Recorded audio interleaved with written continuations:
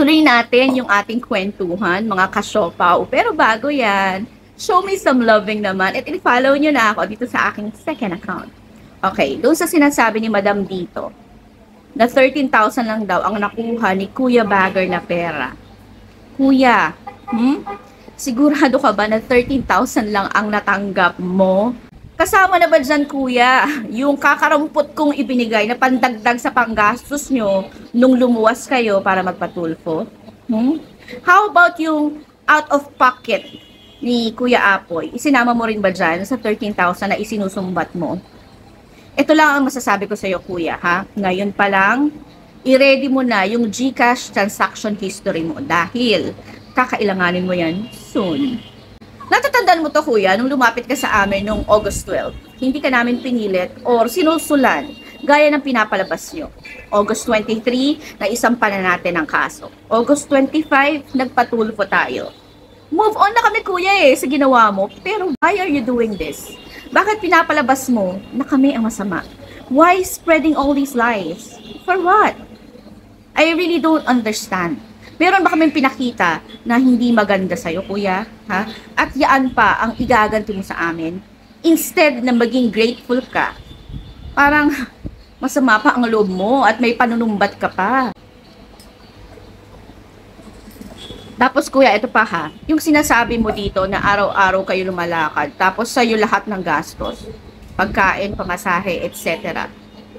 Kuya, this is not true. Remember, 3 times maximum lang sa isang linggo ang lakad nyo. Tapos the last 2 weeks, 2 beses lang kayo nag-asikaso ulit ng kaso mo. Then, puro tawag ka na lang and follow up for the next few days ang ginagawa mo, di ba? Hindi mo man ako ina-update, kuya, pero lahat yan documented kasi ina-update ako parate ni Jane. Ito pa, kuya, ang isa sa ikinakasama ng loob ko. Pati ba naman yung pagpapakain mo sa mga kasama mo na tumutulong sa'yo ay inirereklamo mo? May narinig ka ba sa kanila na kahit puro tubig at itlog or hotdog lang ang pinapakain mo sa kanila? Ha? Nagreklamo ba sila? Buong araw kayo magkasama. Buong araw kayo may nilalakad pero isang beses mo lang sila pinapakain. Sa pamasahe naman, kuya, hindi ikaw parati ang nagbabayad. Inaabutan ka rin ni Nagara na dapat sana ikaw lahat yun. Dahil nasa iyo yung pera Yung mga pera, kuya, na nakuha mo, tulong yun ng mga tao para sa kaso mo. At hindi yun pambayad ng kung ano-ano sa personal na buhay mo. Ano pa yung sinasabi mo dito, kuya, na hindi mo alam na recorded yung usapan natin nila, Kuya Apoy? Takte, kuya, oo. Tinanong pa nga kita, diba, kung ano ang mensahe mo kay Madam Hampasupa dahil for sure ka ako napapanoorin niya yung video mo. Tapos biglang kabig ka ngayon na hindi mo alam na recorded yun. Pero in case na magbibigay si Madam, tatanggapin nyo ba? Hindi po.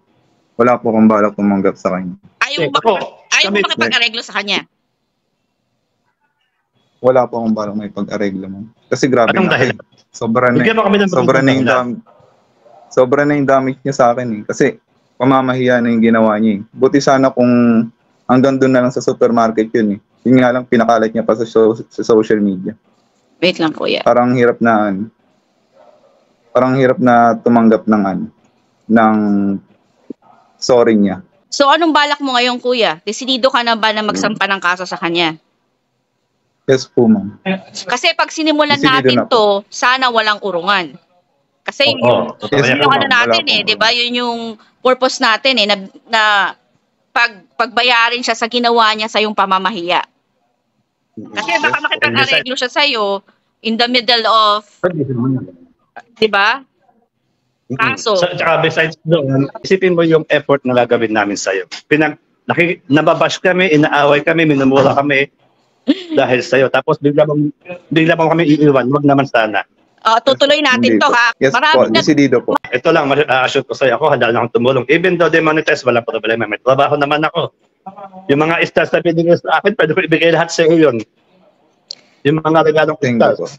Ako, ito yung mapapangako sa'yo. Kasi kaso nga, demonetize din ako ngayon. Hindi ako Kaya, gusto kong Pero, yun yung promise ko sa'yo, kuya, tsaka kami ni Kuya Jaffer, natutulungan ka namin talaga sa abot ng aming makakaya talaga na Kaya Thank you po. kahit Maraming anong mangyari sana, wag mong iuurong yung kaso.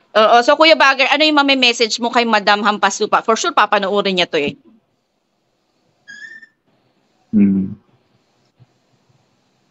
Madam, di ko na kailangan makipag-usap kasi kung makipag-usap ako sa iyo kasi napanood ko na sa ibang mga video mo, maraming beses mo na ako pinahiya, pati yung napaka-pribadong dapat na kami lang pamilya ang nakakaalam, inilabas na pa. Yeah. Sobra na yun. Yun na yung yung mitya para mapasabog mo ako Kaya yun, siguro huwag ka na umasa na may pag-uusap ako sa'yo. Kuya, naglolokohan ba talaga tayo dito, ha?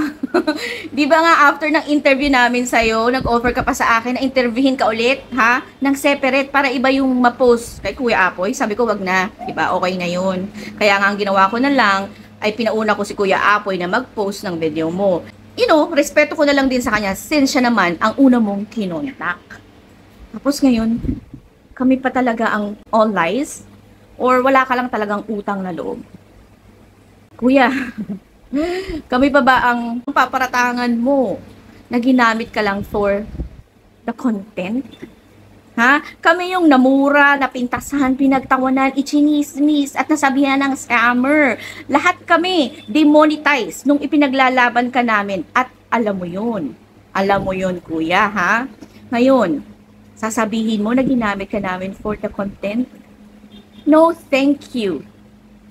Hay nako, kuya. Hay nako. I see your true colors. Napaka-ungrateful mo pala. Sana kuya ay matuloy pa ang pangarap mong makapag-abroad. At sana din ay magtagumpay ka nga. Sana rin ay may magtiwala pa sa'yo pero kahit anong gawin mo, ay hindi mo na maibabalik yung amor at simpatsya ng tao sa'yo. I'll see you soon, kuya! Let the countdown begin.